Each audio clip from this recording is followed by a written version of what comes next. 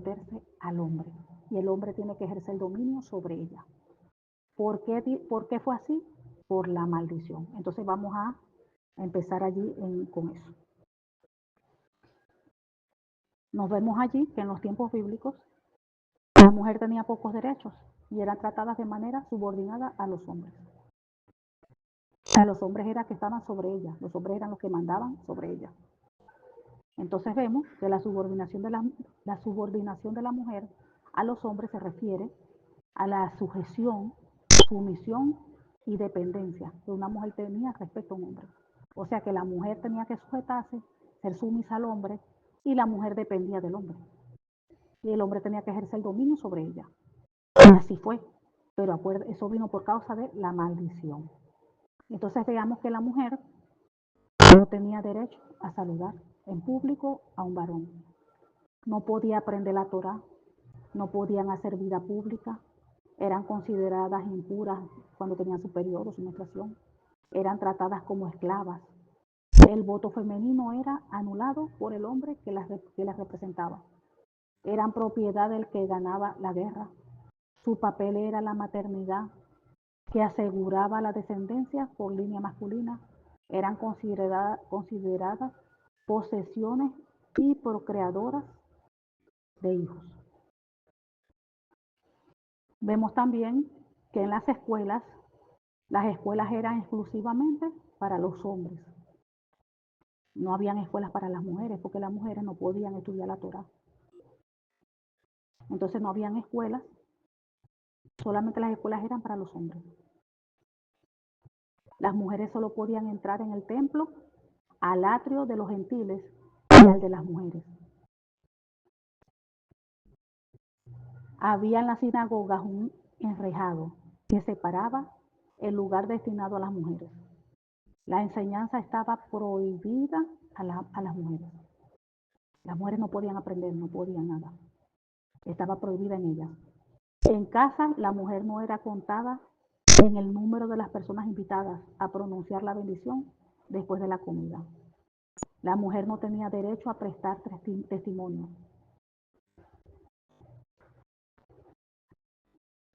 Como se desprende en Génesis 18:15, era mentirosa. Se aceptaba su testimonio solo en algunos casos excepcionales, lo mismo en que se aceptaba también el de un esclavo pagano. El nacimiento de un varón era motivo de alegría, mientras que el nacimiento de una hija era frecuentemente acompañado de indiferencia, incluso hasta de tristeza.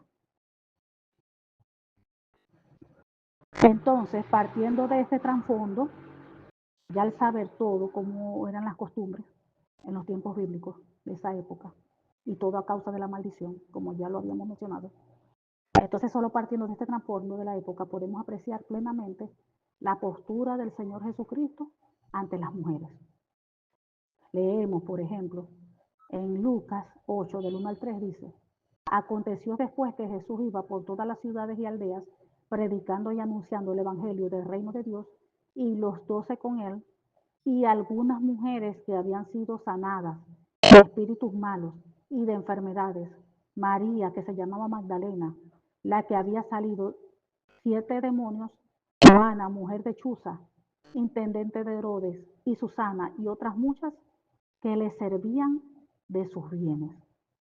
Vemos también en el libro de Marcos, en el Evangelio según San Marcos, dice 15:41, quienes cuando él estaba en Galilea le seguían y le servían, y otras muchas que habían subido con él a Jerusalén. Jesús coloca ante Dios a la mujer en igualdad con el hombre. Recuérdense que conforme a las costumbres de ellos, la mujer no podía ni saludar, ni saludar. Y aquí estamos viendo ya a un Señor Jesucristo que todavía no había muerto y ya él estaba ya colocando a la mujer ante Dios en igualdad al hombre. Y vemos cómo las mujeres lo seguían y estaban a su lado. Y vemos cómo las mujeres aprendían de él. Las mujeres no podían ni siquiera estudiar la Torá. Ellos no tenían el derecho de estudiar. Y sin embargo vemos al Señor Jesucristo.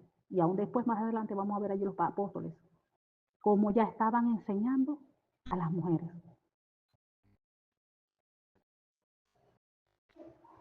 Vemos también, vamos a leer, vemos que en el Antiguo Testamento mujeres también fueron usadas por Dios a pesar de ya toda la maldición que venía ya arrastrando la mujer, fueron usadas por Dios. Vemos a Esther, como Dios la usó a ella para salvar una nación. Vemos también a Débora, que era jueza. Entonces así Dios usó a diferentes personas de su pueblo, las mujeres, por supuesto. Entonces vamos a leer aquí lo que es proverbio. Proverbio. Nos habla más aquí, nos dirige de cómo se maneja un hogar. Proverbio. Dice, a partir del versículo 10, elogio de la mujer virtuosa. Mujer virtuosa, ¿quién la hallará? Porque su estima sobrepasa largamente a la de las piedras preciosas. El corazón de su marido está en ella confiado y no carecerá de ganancias. Le da ella bien y no mal todos los días de su vida. Busca lana y lino y con voluntad trabaja con sus manos. Es como nave de mercader, trae su pan de lejos. Se levanta aún de noche y da comida a su familia y ración a sus criadas. Considera la heredad y la compra y planta viña del fruto de sus manos. Ciñe de fuerza sus lomos y esfuerza sus brazos. Ve que van bien sus negocios. Su lámpara no se apaga de noche. Aplica su mano al uso y sus manos a la rueca. Alarga su mano al pobre y extiende sus manos al menesteroso. Al menesteroso no tiene temor de la nieve por su familia, porque toda su familia está vestida con ropas dobles. Ella se hace tapices de lino fino y púrpura en su vestido. Su marido es conocido en las puertas cuando se sienta con los ancianos de la tierra. Hace telas y vende y da cintas al mercader. Fuerza y honor son sus vestiduras y se ríe por lo porvenir. Abre su boca con sabiduría y la ley de clemencia está en su lengua. Considera los caminos de su casa y no come el pan de balde. Se levantan sus hijos y la llaman bienaventurada y su marido también la alaba. Muchas las mujeres hicieron el bien, mas tú sobrepasas a todas. Engañosa es la gracia, vana la hermosura, y la mujer que teme a Jehová es a ser alabada. Entonces vámonos un momentico atrás. Vemos, aquí dice que es una mujer, primero que es una mujer trabajadora. Dice, mujer virtuosa, ¿quién la hallará? Porque su estima sobrepasa largamente a la de las piedras preciosas. El corazón de su marido está en ella confiado y no carecerá de ganancias. Le da ella bien y no mal todos los días de su vida. Es una mujer que bendice. Dice, busca lana y lino y con voluntad trabaja con sus manos. Ahí vemos que es una mujer que trabaja, una mujer que no está prácticamente en su casa.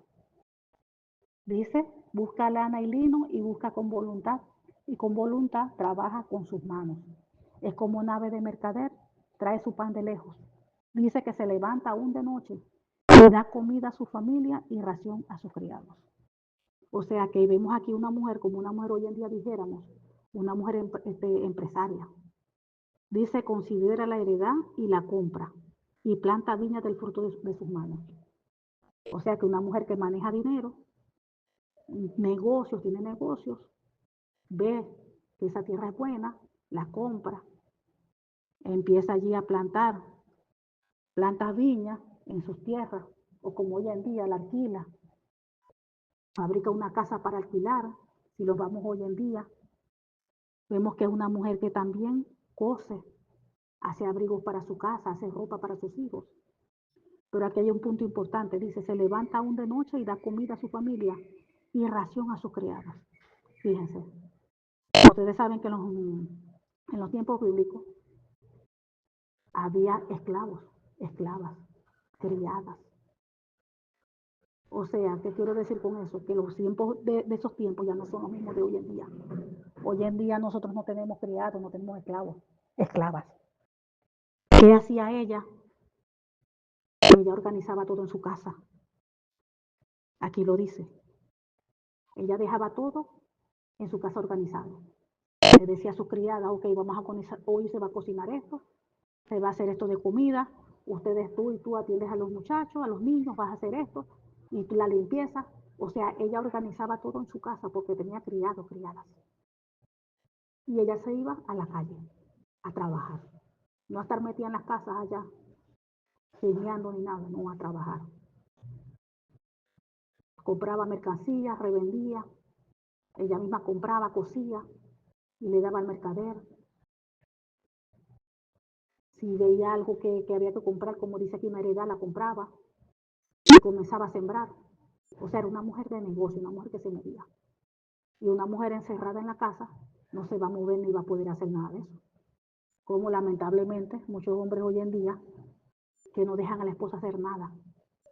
La mujer encerrada cuidando a los hijos, porque tiene que estar allí cuidando hijos, engendrando hijos. Ya la mujer ya tiene como 20 muchachos, porque así fue que Dios quiso que estuviera allí en la casa cerrada con los 20 muchachos, cuidando la casa y cuidando a los muchachos, y cuidando al marido. Pero eso no es lo que la palabra de Dios nos enseña. Aquí no vemos que esa no es la mujer virtuosa. Está muy lejos de ser eso. Y hay muchas mujeres que son así sometidas por el esposo. El esposo las obliga, enseñándole no sé de qué manera la palabra del Señor, que la pobre mujer tiene que estar encerrada cuidando allí los muchachos, que no puede hacer nada. Y esa no es la mujer virtuosa de que habla la Biblia. Entonces no sé de qué Biblia sacarán la información la otra. Entonces vemos aquí una mujer que se mueve. Una mujer que se mueve. Entonces, ¿qué sucede hoy en día con esto? Aplicando eso mismo hoy en día. Vemos que hoy en día, por la situación económica, todo, hoy en día, por supuesto, ya nosotros no tenemos ya criados. No hay esclavos, no hay nada de eso. Y antes lo hacía. Y esa era la ayuda que tenían las mujeres en sus hogares. Ya uno, algunas personas, algunos hijos e hijas de Dios pueden pagarle a ciertas personas para que vengan y le ayuden a limpiar la casa, a lavarle. Hoy en día sí se ve eso, pero no todos pueden para eso. Muchos no pueden. Entonces hoy en día, igualmente trabaja el hombre, también tiene que trabajar la mujer, porque con la entrada del hombre no alcanza, pagar la casa, todas las responsabilidades de los hijos, escuela, todo, no alcanza la entrada de un hombre. Y la mujer también tiene que trabajar, buscar su entrada. Aún con esas dos entradas, a veces tampoco alcanza para pagarle a alguien de servicio para que se quede y haga todas las cosas, no se puede, no alcanza. Entonces ya allí, hoy en día, ya han cambiado todas esas cosas. ¿En qué han cambiado? Prácticamente el matrimonio, los hijos, ahora se trabaja en unidad, como un equipo. Ya no hay criados, ya no hay criadas, como en la época antigua, ya no lo hay. Que hacían todo, cuidaban a los muchachos, hacían la comida y la mujer organizaba todo eso, mantenía todo eso organizado. Ese estilo de vida ya no es así, ya todo cambió. Y el hombre tiene que entender eso, porque vemos a hombres que trabajan, pero las mujeres también trabajan. Entonces las mujeres llegan y tienen que hacer todo, pendientes de los niños, las tareas de los niños, limpieza de la casa, comida, y la mujer trabaja igual que el hombre. Entonces allí hay un desequilibrio, allí no hay una igualdad, allí no hay una igualdad, allí no hay justicia, no obra, el hombre no obra en justicia, porque ahora los matrimonios son unidos, tienen que andar en unidad, pero el trabajo tiene que ser en equipo. Ahora, las labores de la casa, todos tienen que colaborar, todos, porque la mujer también trabaja, la mujer tiene que trabajar igual que el hombre, porque no alcanza una entrada financiera, no, un sueldo no alcanza. Entonces ahora tanto el hombre como la esposa y aún los hijos, todos colaboran en el desempeño del hogar. Los niños ayudan también a arreglar la casa, a organizar la casa, hay que lavar, limpiar, hacer la comida. Y allí, entre todos, participan. Ya no hay criadas, ya no hay criados. En ese tiempo ya cambió lamentablemente. Entonces ahora toda la familia trabaja como equipo, todos. Desde los niños, los padres, los niños, todos participan. Para que haya un orden en la casa y el trabajo sea un trabajo justo, un desempeño justo. El esposo también tiene que ayudar a su esposa. El esposo también tiene que ayudar a su esposa. Vemos en el Nuevo Testamento que en la cultura que veía con malos ojos la educación religiosa de la mujer, que ya lo mencionamos, vemos cómo nuestro Señor Jesucristo alentó a las mujeres a tomarse su discipulado, o sea, a aprender la palabra de Dios, la Escritura. Y eso no estaba permitido. La mujer no podía ni aprender nada. No podía estudiar la Torah, nada. Y vemos, por ejemplo, el caso de María, sentada a los pies del Señor Jesús, escuchaba su palabra. Entonces vemos que la postura y la posición de un discípulo, Jesús la defendió. María, ¿qué dijo? María ha escogido la mejor parte y nadie se la va a quitar. Ahí vemos en Lucas 10, 38 al 41. Ahí se reconoce generalmente que en el tiempo de Jesús los discípulos eran entrenados para preservar las enseñanzas de un rabí. Típicamente, llegando ellos mismos a ser rabí, y los discípulos de un rabí eran exclusivamente varones. Fíjense lo que es la cultura. Eran los varones que podían estudiar. Eran los varones que tenían que prepararse para después luego ser rabí. Pero entonces ahora vemos también al Señor Jesucristo enseñando a las mujeres. Entonces, ¿qué les hace pensar eso? La enseñanza de Jesús dirigida tanto a varones como a mujeres ¿qué implicaba? Y entonces que él deseaba que tanto unas como otros fueran maestros religiosos. O sea, que ellos iban a poder enseñar. Porque para eso fue que se le enseñaba al hombre. Para prepararlo, porque en algún momento iba a ser rabí, maestro. Rabí significa maestro. Pero ahora vemos a nuestro Señor Jesucristo preparando también a las mujeres.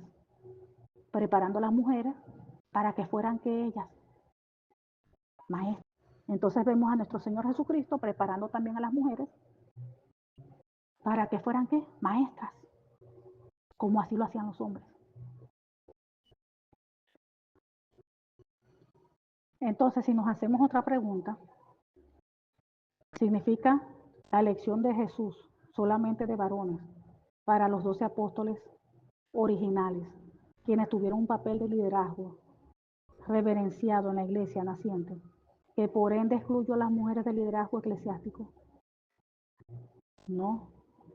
La mera elección de varones para ser 12 apóstoles no excluye lógicamente a las mujeres de liderazgo en la iglesia, en mayor medida en que su elección de judíos libres excluye a gentiles o esclavos de dicho liderazgo. En todo caso, dos de los más influyentes líderes de la iglesia naciente, Jacobo, el hermano del Señor, lo vemos en Hechos 15, versículo 13, en Gálatas 11, 19, y Pablo no era de los 12, pero como la mujer llamada Junia también era apóstoles, eso es lo que relata. La Junia, que era llamada también apóstoles, ya que hubo otros apóstoles, además de los 12, que desempeñaron funciones claves de liderazgo.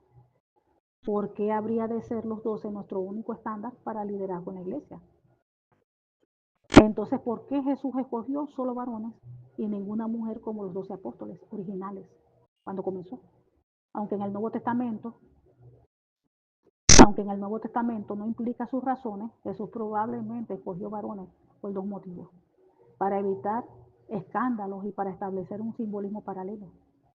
Si Jesús hubiera incluido mujeres en las reuniones de las penumbras, especialmente en sitios desiertos o en lugares como el huerto de Getsemaní, esto podría haber despertado sospechas.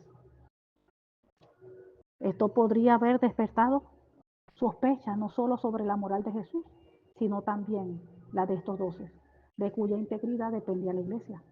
Además, la designación de Jesús de 12 varones judíos libres es paralela a los 12 hijos de Israel y reforzaba el simbolismo de la iglesia como el nuevo Israel.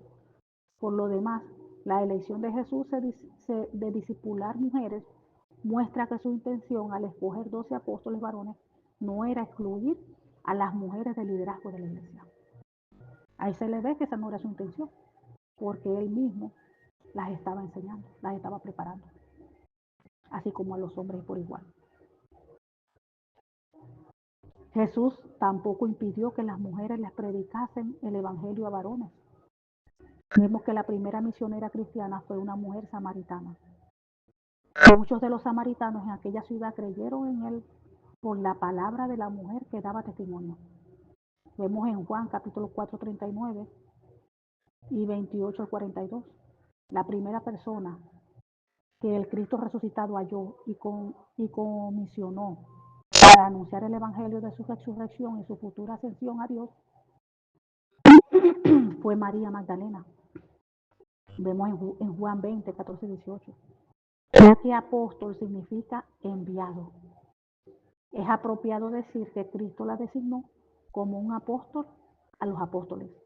El liderazgo para Cristo que él redefinió como aquel liderazgo de un siervo humilde no es menos apropiado para mujeres que para varones. Vemos que Pablo afirma muchas veces la igualdad del varón y la mujer, al identificar a la mujer que trabajan codo a codo con varones en el ministerio. Establecer muchas veces implica la igualdad de varones y mujeres y afirmar explícitamente esa igualdad. Entonces en Romanos 16, del 1 al 16, Pablo saluda por nombre a 10 personas que identifica como colegas en el ministerio cristiano.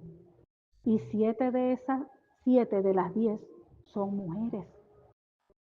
Está Febe, diaconisa de la iglesia de Cencrea, allí en Romanos 16:1, y benefactora de muchos, incluyéndome, 16:2. Junias, destacada entre los apóstoles, en el versículo 7. Priscila, mi compañera de trabajo en Cristo Jesús. Ahí vemos a las mujeres activas, un liderazgo. En el 16:3. Y María, Trifena, Trifosa y Persis, que se esfuerzan trabajando en el Señor. En el 16, 6 y 12. Y Primera de Corintios 16, 16 exhorta a los creyentes a estar sujetos a todos los que ayudan y trabajan. Miren lo que están diciendo.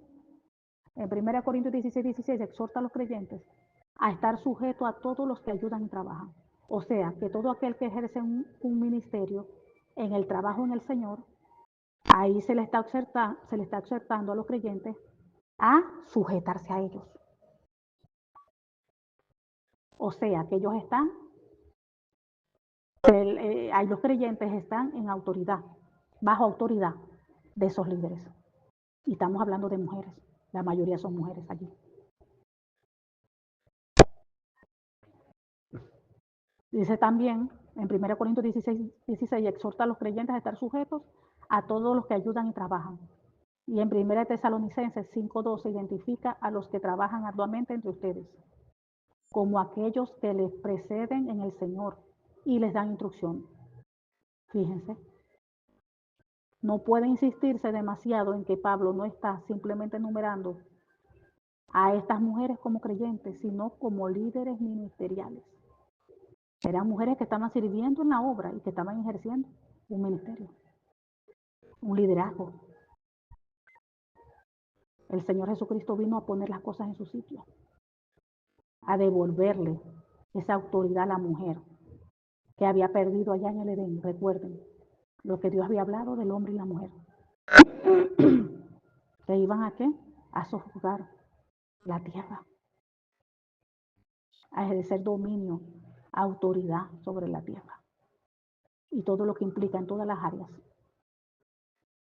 El Señor Jesucristo vino a devolverle eso a la mujer. Y aquí lo estamos viendo. Porque hace rato estuvimos leyendo cómo era la mujer, sus costumbres allí. La mujer no podía hacer nada, absolutamente nada, ni saludar. Y aquí vemos al Señor Jesucristo haciendo todo lo contrario. Levantando a la mujer y devolviéndole lo que había perdido.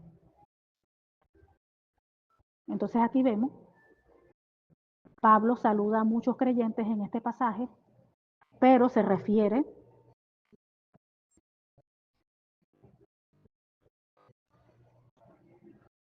Pablo saluda a muchos creyentes en este pasaje, pero se refiere como líderes en el ministerio solamente a 10, a las cuales 7 son mujeres.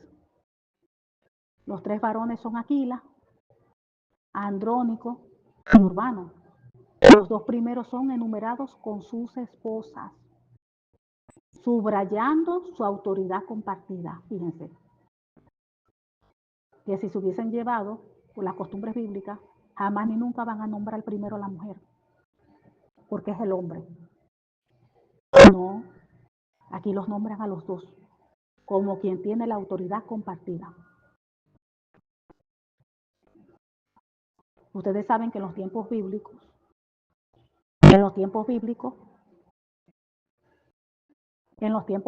recuerden que las iglesias no es como hoy en día, que ya hay locales, estructuras. Las congregaciones antes eran tipo en los hogares, las iglesias en los hogares. Y aquí vemos que parejas estaban dirigiendo esas congregaciones en los hogares. ¿Y cómo se le llaman esos pastores? Aquí vemos a parejas pastoreando. Entonces dice, los 3 varones son Aquila, Andrónico y Urbano. Los 2 primeros son enumerados con sus esposas, subrayando su autoridad compartida. La mención de Pablo de tal alta proporción de mujeres dirigentes en una sociedad abierta no tiene paralelo en toda la historia de la literatura griega antigua y sugiere un nivel de liderazgo femenino en la iglesia primitiva. Entonces recordando aquí que Pablo afirma que varones y mujeres existen igualmente en imagen de Dios en Cristo. Han recibido dominio sobre la tierra, visible e invisible, hasta en el mundo espiritual, los 2 por igual. Y se les ha dado el mandato y la bendición de la creación. Entonces, gran parte de su teología implica, lógicamente, su igualdad, liderazgo servicial, sumisión mutua en la iglesia y en el matrimonio, la unidad del cuerpo de Cristo, el sacerdocio de todos los creyentes, los dones del Espíritu para todos, la libertad en Cristo, la nueva creación y el ya no hay división entre varón y hembra en Cristo. Ya no hay división. Ahí vemos en Gálatas 3:28 y en 1 Corintios 11:11, Pablo argumenta explícitamente que las mujeres y los varones son iguales en la vida de la iglesia. En Gálatas 2:11 y 3:28, Pablo insiste que un tratamiento desigual en la iglesia de cualquier grupo social, incluyendo las mujeres, es contrario al evangelio. Denuncia a los cristianos judíos, incluyendo al apóstol Pedro, por no tratar a los cristianos no judíos como iguales. Y hasta rehusarse a comer con ellos. Pablo argumenta que ya la identidad de salvación de los cristianos es solo en Cristo. Es contrario al evangelio asignar condición o privilegio en la iglesia basada en la etnia, la riqueza o el género. No hay división de judío, griego, ni de esclavo libre, ni de varón, hembra. Ya no hay división. Pues todos ustedes son uno en Cristo Jesús. Ya que todas estas son categorías sociales y en Cristo Jesús se refiere a la iglesia. La aplicación más obvia de Gálatas 3:28 es la es a las relaciones sociales dentro de la iglesia. Pedro establece un ejemplo de arrepentimiento por el trato desigual de una clase de creyentes al apoyar a nuestro amado hermano Pablo y la sabiduría de todas sus cartas, como escritura en 2 de Pedro 3, 15, 16. Vemos que en Gálatas 3:28 se halla en 1 de Corintios 11:11. Dice, empero en el Señor, ni la mujer existe aparte del hombre, ni el hombre aparte de la mujer. Pablo afirma esto en el contexto de afirmar que las mujeres, al igual que los varones, pueden dirigir las actividades claves en las reuniones públicas de la iglesia.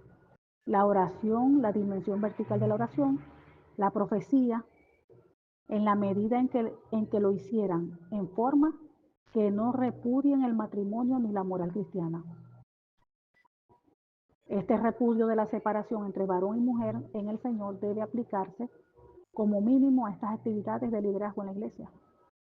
La primera palabra del versículo, empero, implica que la oración que sigue en el punto más importante del pasaje, pese a las cubiertas contrastantes de los peinados en el capítulo 11, del 14-15, que Pablo manda para que se evite simbolizar inmoralidad. Él destaca el repudio en Cristo de una separación basada en el género como un punto más importante con respecto a la adoración pública. Por esto es que Él da la bienvenida tanto a varones como a mujeres para liderar la adoración a través de la oración y la profecía. Aquí vemos en 1 Corintios 7 el tratamiento más detallado de Pablo acerca del matrimonio. Especifica exactamente las mismas condiciones, oportunidades, derechos y obligaciones para la mujer que para el varón en 12 aspectos diferentes del matrimonio. Dice, emplea reiteradamente una redacción equilibrada para reforzar esta igualdad, como puede verse en los siguientes 12 aspectos. Pablo afirma que el esposo y la esposa se poseen el uno al otro. En el versículo 2. Tienen derechos conyugales mutuos. En el versículo 3. Autoridad mutua sobre el cuerpo del otro. Versículo 4. Y obligaciones sexuales mutuas. En el versículo 5. A ambos se les dice que no se separen ni se divorcien. Versículo 10-13. Ambos se consagran el uno al otro y santifican sus hijos. Versículo 14. Ambos tienen libertad si son abandonados. Versículo 15. Ambos tienen una influencia potencialmente salvadora sobre el otro. Versículo 16. Ambos son libres de casarse. Versículo 18. Ambos pueden enfocarse en Cristo como solteros. Versículo 32-34b. O en complacerse el uno al otro en el matrimonio. Versículo 33, 34a y 34c. Pablo llega a escribir que el marido no tiene autoridad sobre su propio cuerpo, sino la mujer. Entonces allí vemos que Pablo ofrece una visión del matrimonio que destruye el paradigma cultural como una relación en la cual los miembros están unidos juntos en sumisión el uno al otro. Allí vemos que hay una sumisión mutua. La mujer no controla al hombre, ni el hombre controla a la mujer. Hay una sumisión mutua, como en el Edén, como fue en el Edén. Y es algo que en este punto recordemos, mis amados. Recordemos, ¿para qué vino el Señor Jesucristo? Para rescatar lo que había perdido Adán y Eva. Todo lo que Dios les dio a ellos, les declaró sobre ellos la bendición y todo que ellos perdieron por medio del pecado. El Señor Jesucristo vino a recuperarlo. Y todas las maldiciones que cayeron sobre Adán y Eva por el pecado, recuerden que dice la palabra del Señor que Jesucristo se hizo maldición por nosotros. Maldito todo aquel que colgado en un madero. O sea que ya esas maldiciones, nosotros no tenemos que caminar bajo las maldiciones que se recibió por medio del pecado. Porque ya el Señor Jesucristo pagó con su preciosa sangre, derramando esa sangre en la cruz del Calvario. Ese fue el pago, su sangre. y Él nos redimió de la maldición de la ley. Entonces ya nosotros recuperamos. ¿Qué quiere decir eso? Que cuando el hombre quiere someter a la mujer o la mujer quiere someter al hombre, están caminando bajo maldición, todavía la maldición del Edén, del pecado. Y ya nosotros no podemos enfocarnos en eso, caminar bajo maldición, porque ya el Señor Jesucristo nos hizo libres, nos redimió de la maldición. Entonces nosotros tenemos que caminar hoy en día en tal manera que la mujer tiene que trabajar en equipo con el varón, tiene que trabajar en equipo con la mujer, los esposos. Son el uno para el otro. El hombre ni ejerce autoridad en la mujer, ni la mujer puede ejercer autoridad en el hombre. Tenemos que volver al Edén, al diseño original que Dios hizo, porque ya nosotros no estamos bajo maldición. Cuando usted ejerce dominio sobre la mujer, usted todavía no se ha soltado de esa maldición. Y cuando la mujer hace lo mismo, tampoco la mujer entonces está caminando allí como si tuviera todavía más maldición.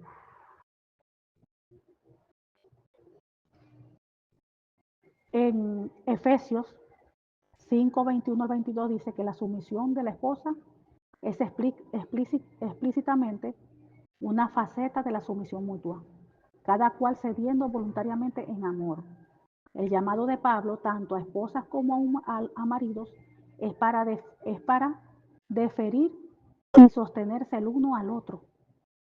Cristo es el modelo para todos los creyentes, para las esposas como para los maridos. 5.2. Pablo define lo que significa, lo que quiere significar con Cristo siendo cabeza en el versículo 23, igualando esto con Salvador a través de una posición enfática. Cristo es cabeza de la iglesia y Él mismo es el Salvador de su cuerpo. ¿Qué hace Cristo como Salvador? Pablo explica, Cristo se entrega a sí mismo por la iglesia, allí en el capítulo 5:22, y la sustenta y la cuida, versículo 29. Esto muestra que Pablo está empleando la palabra cabeza con el significado establecido en griego de fuerte, enfocándose aquí en Cristo como la fuente de amor y nutrición de la iglesia. Pablo llama a los maridos cabezas de las esposas para que sigan el ejemplo de Cristo como cabeza, amándolas, nutriéndolas y valorándolas. Como cuando el Señor allá, recuerden en el Edén, que nos sacó de la costilla del costado del hombre. Entonces el hombre, con su brazo ahí extendido, Dios hizo eso para que como símbolo de que el hombre tenía que proteger, cuidar, amar a la mujer. Este amor que valora, entonces este amor que valora y nutre y no una jerarquía de autoridad es lo que motiva la sumisión de la mujer, allí en el versículo 23. Allí vemos en la Biblia que aprueba mujeres que lideran en el hogar. Pablo trata a los maridos y a las esposas igualmente en relación a sus hijos. En Efesios 6, del 1 al 2, Colosenses 3:20. Y les indica a las esposas que gobiernen su casa. Literalmente sean amas de la casa, en griego, oiko, despotes. Y en 1 Timoteo 5:14, si esto no es liderazgo en el hogar, ¿qué podría ser? Y allí lo vemos cuando leímos Proverbios de la mujer virtuosa, de la mujer liderando en el hogar. También vemos, ¿verdad?, que a pesar de muchas afirmaciones de Pablo sobre la igualdad de género, persiste la idea de que Pablo es un campeón del gobierno masculino en la iglesia. ¿Por qué? Primeramente debido a interpretaciones populares de unos pocos pasajes. Vemos que en 1 Timoteo 2:12, cuando dice, no permito que una mujer enseñe o tenga autoridad sobre un hombre.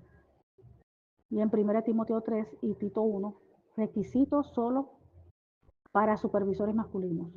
Y en 1 Corintios 13, 34-35, que las mujeres callen en las iglesias.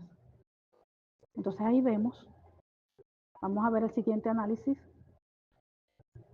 expone el error de las interpretaciones populares de estos versículos y muestra que Pablo es un abogado consistente de la igualdad de género. En 1 Timoteo 2:12, prohíbe en 1 Timoteo 2:2 que las mujeres enseñen o tengan autoridad sobre los varones. En realidad no. Pablo escribe en 1 Timoteo 2:11-12 que las mujeres aprendan con toda sumisión. No estoy permitiendo que una mujer enseñe y, junto con esto, asuma autoridad sobre un varón. Gramaticalmente, la prohibición de Pablo se aplica a la circunstancia transitoria sin especificación de alcance universal. La expresión de Pablo, no estoy permitiendo, usa una forma verbal más explicable a una presente situación transitoria que a una prohibición universal, particularmente en esta forma de la primera persona del indicativo. El texto griego Bauber Dan identifica el significado de un verbo clave como asumir una actitud de autoridad independiente. Este versículo no emplea la palabra estándar del Nuevo Testamento para ejercer autoridad. Ni siquiera el estudio del principal libro con enfoque jerárquico identifica esta palabra clave con ejercer autoridad o tener autoridad, pero sí incluye tomar autoridad. Consecuentemente, Pablo no está prohibiendo que las mujeres tengan autoridad sobre los varones, más bien debido a la crisis de falsas enseñanzas vigente en Éfeso, prohíbe que las mujeres usurpen autoridad sobre un varón. Pablo no está prohibiendo dos actividades. La enseñanza por parte de las mujeres y usurpar autoridad sobre los varones. Él prohíbe una sola cosa, que las mujeres usurpen autoridad para enseñar a varones. En este versículo, la palabra griega oude vincula los dos elementos de enseñar y usurpar autoridad para transmitir una sola idea, como es habitual con el uso paulino de esta conjunción. ¿Por qué prohíbe Pablo que las mujeres usurpen autoridad para enseñar a los varones? Él identifica dos razones. Una, que las mujeres tomasen autoridad para enseñar a los varones sin la autorización explícita de la iglesia. Era irrespetuoso para los varones, a quienes ellas debían respetar, ya que el varón era la fuente de la cual provino la mujer. Ahí vemos en 1 Corintios 11:8, 11 y 12. Dos, que algunas mujeres fueron engañadas por falsos maestros para seguir a Satanás. Pablo, ahí vemos en el capítulo 2, versículo 14. Y Pablo ya había prohibido a los falsos maestros que dieran enseñanzas no autorizadas. Ahí lo vemos en el versículo 3.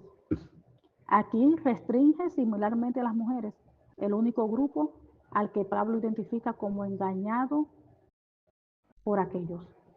En 1 Timoteo 2:12, Pablo no está prohibiendo a mujeres en Efesios como Priscila, presente allí en el 2 Timoteo 4:19, asumir autoridad propiamente delegada o reconocida. Después de todo, Hechos 18:26 nota con aprobación que ella le expuso a Apolos más exactamente el camino de Dios, aunque tanto Lucas como Pablo, siguiendo la costumbre griega, presenta a Aquila y Priscila nombrando primero al marido, ahí en Hechos 18:2 y en 1 Corintios 16:19. Fíjense, ahí presenta primero. En la costumbre griega presenta a Aquila y a Priscila nombrando primero al marido. En cada pasaje referido a su ministerio activo, nombran primero a Priscila. Lo vemos en Hechos 18, 26, en Romanos 16:3. Contrariamente a la convención griega, esto toma virtualmente seguro que ella tenía un papel significativo o incluso dominante en el ministerio de ellos. No es sorprendente entonces que en ambas de las listas más completas de sus colegas en el servicio. En 2 Timoteo 4, 19, 21 y Romanos 16, 1, 16. La primera persona que Pablo saluda es Priscila, es Prisca, nombrándola por la forma más respetuosa de su nombre, que él siempre usa. Similarmente, ya que Febe entregó la carta a los romanos como emisaria de Pablo, en Romanos 16, 1, 2. Ella naturalmente respondió las preguntas de los cristianos de Roma referentes a aquella y fue así su primera expositora, enseñando a varones adultos. Todo esto muestra que 1 Timoteo 2:12 no está prohibiendo que las mujeres con autoridad apropiadamente reconocidas como Priscila y Febe le enseñen a los varones. Pablo simplemente prohíbe que mujeres sin autoridad reconocida la usurpen para enseñar a varones. Ahora vamos con los requisitos para los supervisores u obispos. En 1 Timoteo 3, en Tito 1. Ahí vemos, exige Pablo que todos los supervisores sean varones. En realidad, Pablo alienta a todos los creyentes a que aspiren a ser un supervisor. En griego, episcopos es igual a obispo. Se dice, y es verdad, que si alguno desea ser obispo, a noble función aspira. En 1 Timoteo 3:1. En griego, la palabra traducida alguno incluye ambos géneros, lo cual implica una puerta abierta para las mujeres como para varones. ¿Alentaría Pablo a las mujeres a que anhelaran un oficio que les está prohibido? Pablo deja claro que realmente se refiere a cualquiera reiterando alguno en el versículo 5 e identificando alguno como el sujeto de la lista paralela de requisitos para los supervisores en Tito 1:6. Contra la mayor parte de las traducciones no existe ningún pronombre masculino en ninguna de las exigencias para un líder en la iglesia. En 1 Timoteo 3:1 al 13, ni en Tito 1, 5, del 5:9, que acerca de que los supervisores sean esposos de una esposa. En Timoteo 3:12 y Tito 1:6, que en griego es literalmente varón de una mujer. Este texto no dice meramente varón, sino varón de una mujer. Estas frases deben entenderse como una expresión idiomática. Algunos insisten en extraer una palabra, es decir, varón, y aislarla arbitrariamente de su contexto como un nuevo requisito de que todo supervisor sea un hombre. Pero esto es tan carente de sentido como argumentar que si chocar y correr es un delito, entonces correr también debe ser un delito. La mayoría de los eruditos, incluyendo eruditos que sostienen la jerarquía del varón sobre la mujer, entienden hombre de una mujer como excluyendo del obispado a polígamos y adúlteros. De todos modos, algunos insisten en que este pasaje también excluye a las mujeres. Entonces, leer un doble significado en este pasaje, tanto la exclusión de los polígamos como una exigencia universal de que los supervisores sean varones, es injustificado y tomaría sin sentido la mayor parte de la exigencia para supervisores con múltiples palabras de Pablo. ¿Deben todos los supervisores tener su propio hogar, con esclavos y muchos hijos, de edad suficiente para creer y estar en sujeción con toda dignidad? Adicionalmente, ya que 1 Timoteo 3:11 identifica calificaciones para diaconisas, la misma expresión hombre de una mujer en los requisitos para diáconos no puede excluir a las mujeres. De modo que leer en hombres de una mujer la exigencia de que los supervisores vean varones es arbitrario e injustificado.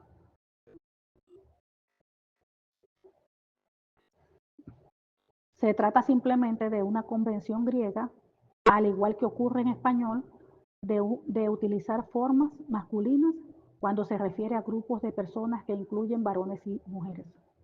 Un excelente pastor y profesor que afirma el patriarcado nota que es común en toda la Biblia que las prohibiciones dirigidas a los varones se apliquen también a las mujeres. Él afirma, como es ampliamente reconocido, que en ausencia de otras limitaciones, las normas que emplean terminología con orientación masculina deben, en general, entenderse como incluyendo ambos sexos en su alcance. La interpretación de Jesús de Deuteronomio 24 en Marcos 10:12 confirma esto. El principio de monogamia expresado en el hombre de una mujer se aplica por igual a varones y mujeres, al igual que no codiciarás la mujer de tu prójimo. Éxodo 20:17 se aplica igualmente a un marido o a una esposa que codicia el cónyuge del prójimo. Por ello, la traducción más precisa y literal de hombre de una mujer es monógamo, ya que comunica mejor la convención griega de formas masculinas inclusivas y además es el sentido natural de la expresión en el versículo 12. Así entonces, en 1 Timoteo 2, no se prohíbe a todas las mujeres que enseñen o tengan autoridad sobre los varones, ni 1 Timoteo 3 y Tito 1 prohíben que sean supervisoras, pero manda en 1 Corintios 14, 34, 35 que las mujeres guarden silencio en la iglesia. Sí, de hecho, este es el único texto en toda la Biblia que ordena que las mujeres se callen, el único. El claro significado de estos versículos se repite 3 veces para un máximo énfasis. Las mujeres guarden silencio en las iglesias porque no les es permitido hablar. Es indecoroso que una mujer hable en la iglesia. El versículo 35 le prohíbe hasta a una mujer respetada, una esposa de la clase más justificada para hablar en la iglesia, es decir, hacer preguntas a causa de un deseo de aprender. Esto deja claro que no es una restricción limitada, sino que la prohibición es de toda expresión oral para todas las mujeres en las reuniones públicas de la iglesia. Esto era la práctica convencional en el mundo antiguo, sostenida por judíos, griegos y romanos. Pero ¿cómo Pablo pudo ser un defensor consistente de la igualdad de género si dio esta orden? ¿Toma esto consistente a Pablo y a la misma Biblia? Estos dos versículos han desconcertado a los eruditas durante siglos, incluyendo a los padres de la iglesia, porque contradicen explícitamente afirmaciones a lo largo de todo el mismo capítulo en el sentido de todos. En el sentido de todos pueden enseñar y profetizar, como lo establece allí en el capítulo 14:5, versículo allí 24, 26, 31. Y la afirmación de mujeres que profetizaban en el capítulo 11, 5, 16, además del apoyo de Pablo a la igualdad de género en otras partes. También son desconcertantes porque su apelación a la ley no tiene paralelo. En todas las otras partes que Pablo se refiere a la ley, él cita textos del Antiguo Testamento, aunque no lo hace, pero aquí no lo hace. Y en contra de lo que dice el versículo 34, la ley jamás manda que las mujeres estén en sumisión, y mucho menos calladas en las reuniones religiosas, sino que varias veces alienta a las mujeres a proclamar públicamente la palabra de Dios. En el Salmo 68:11, versículo 12, en el texto masorético afirma: el Señor daba la palabra, multitud de mujeres anunciaba las buenas nuevas. Allí verifiquen en el Salmo 68, 11, 12. El Señor daba la palabra, multitud de mujeres anunciaban las buenas nuevas. Debido a que 1 Corintios 14, 34, 35 contradice la enseñanza bíblica en su contexto inmediato y amplio, su prohibición absoluta de que las mujeres hablen en las iglesias ha confundido a los lectores durante casi 2000 años. Los aspectos que suponen que 1 Corintios 14, 34, 35 expresa una orden de Pablo de un esfuerzo por sostener la consistencia de él y la de la Biblia, han propuesto un número enorme de interpretaciones para limitar su triple exigencia de silencio, cada una de ellas contraria al significado obvio. Ellos tratan de restringir el habla prohibida a solamente una clase específica de habla, como juzgar, profecías, charlas modestas, hablar en lenguas, enseñar o profetizar. Estas interpretaciones restringidas no se corresponden con el amplio alcance de una lectura llena de las palabras no matizadas para callar y hablar. Tampoco encajan en el ejemplo del discurso prohibido que se identifica en el versículo 35. Esposas que le preguntan a sus maridos preguntas a causa de un deseo de aprender. Por el contrario, estas explicaciones restrictivas del habla prohibida permiten que el tipo de habla específicamente prohibida en el versículo 35. Consecuentemente, el significado de hablar no debe ser limitar a cosas como juzgar, las profecías, charlas modestas, lenguas, enseñanza, profecía. Además, cada intento de limitar la naturaleza del habla prohibida está en contradicción con la triple y por la máxima e incondicional exigencia de guardar silencio. Para concluir, tenemos que meditar en esto. Tenemos que recordar esto. Las bendiciones que Dios declaró sobre el hombre y la mujer en el Edén, de sojuzgar, de tener dominio sobre la tierra, en todas las áreas, en las naciones, en todas las áreas culturales, económicas, religiosas, en todas las áreas. Dios nos ha llamado a sojuzgar, a tener dominio como dueño, tanto al hombre como a la mujer. Y también, antes de la maldición, la mujer no ejercía dominio sobre el hombre, ni la mujer sobre el hombre, ni el hombre sobre la mujer. Eso vino a causa de la maldición. Y tenemos que entender que ya nosotros no estamos bajo maldición. Es importante que tengamos eso presente, que el diseño original está allí en el Edén. Ese es el diseño original para el hombre y la mujer. Ya lo que estudiamos fue el diseño original. Entonces ya nosotros no podemos seguir caminando bajo maldición, como si estuviéramos todavía bajo maldición. Nosotros tenemos que luchar como si estuviéramos viviendo aún en el Edén, sin esa maldición. El hombre, el esposo y la esposa deben ser uno y deben trabajar en equipo, sometiéndose uno al otro. Sometiéndose uno al otro. Si se logra caminar bajo ese diseño, el diseño perfecto del Edén, la bendición va a ser grandísima. Porque se están sujetando a la palabra. Están caminando conforme a la palabra, alineados a la palabra. Ya nosotros no estamos bajo maldición. Ya el Señor recuperó, puso a la mujer en su sitio, donde debía estar. Lo que ella perdió, ya se recuperó, ya el Señor Jesucristo lo recuperó. Lo que el hombre perdió, ya el Señor Jesucristo lo recuperó. Es importante un punto también que entendamos, que lo que pasó en el Edén, las bendiciones de Dios, lo que Dios habló, que le entregó a la mujer y el hombre, en el Nuevo Testamento debe ser una afirmación, porque no puede haber contradicción. Dios creó al hombre y a la mujer a su imagen y semejanza. Aún y para los creó. Y los bendijo Dios. La bendición es igual tanto el hombre como para la mujer. Y allí está todas las bendiciones que ya la estudiamos. En el Nuevo Testamento eso tiene que ser una afirmación, una confirmación. Porque Dios no se va a contradecir. El diseño original fue allá en el Edén y lo entregó. Se perdió ese diseño original por el pecado. Pero el Señor Jesucristo lo recuperó.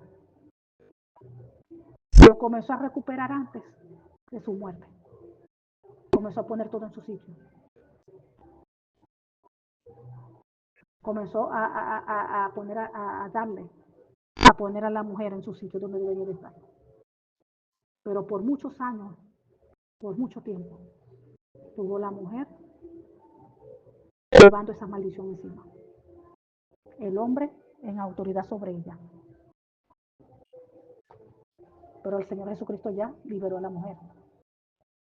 Y ya todos nosotros, tanto el hombre como la mujer, deben someterse a ese diseño original que enseña en Génesis. Ese es el diseño original. Y tanto el hombre como la mujer deben someterse a él. Los mismos derechos que están para el hombre están para la mujer. Igualito en la parte religiosa. Dios llama al hombre y a la mujer a pastorear. No es al hombre solo. El hombre no puede estar solo, lo dice la Biblia. Por eso fue que Dios le creó su esposa. Para que entre los dos trabajaran, labraran y cuidaran. Entonces, ¿qué van a trabajar en la congregación? A enseñar la palabra, a sembrar la palabra, hasta que esas ovejas den fruto. Esa es la asignación de la pareja, del matrimonio. Y Dios les ha mandado a enseñorear sobre la tierra. Lo visible, pero también el mundo invisible, el mundo de las tinieblas. Y todas esas bendiciones es para los dos. Y los dos deben estar sumisos uno al otro. Someterse uno al otro. No el hombre por encima de la mujer o la mujer queriendo dominar al hombre, no. Ninguno de los dos se domina uno al otro. Los dos se aman, se quieren y trabajan en unidad y en equipo. Igualmente en el lugar. Amén. Y el Señor les bendiga y les guarde. Padre amado, te pido que esta tu palabra penetra cada vida y cada corazón, Señor. Sellamos esta tu palabra en nuestros corazones con tu preciosa sangre, Señor Jesucristo, y con el Espíritu Santo de Dios. En el nombre del Señor Jesucristo. Amén.